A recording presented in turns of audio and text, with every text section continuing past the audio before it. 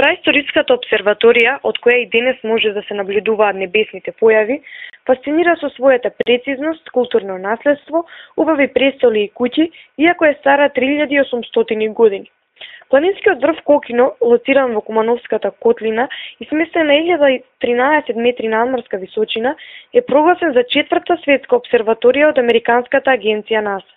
Цивилизациите 1800 години пред нашата ера оттука го гледале небото и си го организирале животот според природните закони. Го мереле времето, ги броеле деновите и годините, ги предвидувале временските погоди и непогоди.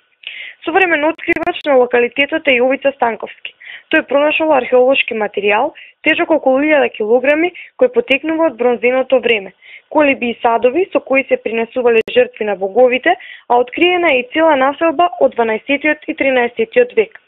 Локалитетот е поделен во две целини и опфаќа простор со пречник од 100 метри, поставен скалество и на платформи. За Кокино не постојат народни преданија и легенди.